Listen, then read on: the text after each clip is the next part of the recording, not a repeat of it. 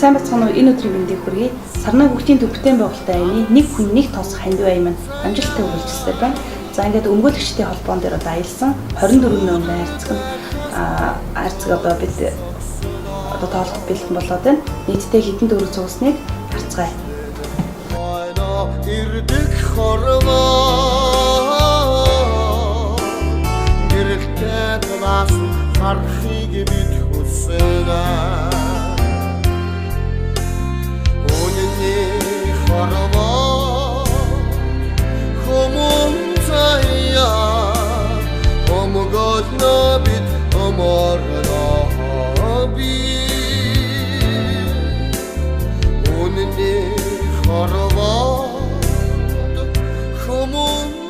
Ингээд Монголын өмгөөлөгчдийн холбоон дээр одоо аялсан хайрцаг нь нийтдээ 305,920 төгрөгийн хандив буюу 1223 тоосхны одоо мөнгө цугласан байна.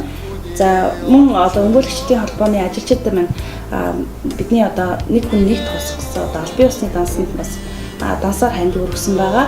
Тэгээд энэхүү одоо хандивыг одоо идэвхтэй өрнүүлсэн нийт ажилчид болон албан агч та бүхэндээ одоо маш их баярлалаа.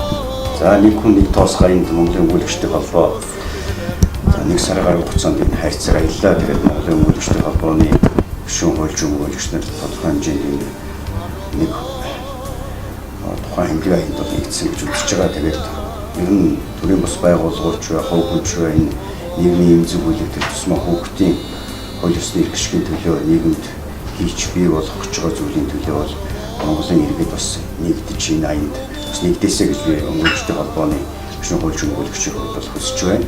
За ингээд энэ аяныг болон цааш давлгааж Монголын нийт хүүхдийн эрх ашиг одоо эмзэг бүлгийн хүүхдийн эрх ашиг цаашлбал одоо эмзэг бүлгийн хүүхдүүдийн нийгмийн асуудал ч гэсэн бас шийдэгдээсэй гэсэн ийм сэтгэлийн нарийн гүр гэдэг аян явагдаж байгаа бол өмгөөлөгчдийн холбооны гишүүн хуульчдын өмнөөс аялтай байгаа ингээд нийт аянда та бүхэн нэгдэхийг хэлж байна.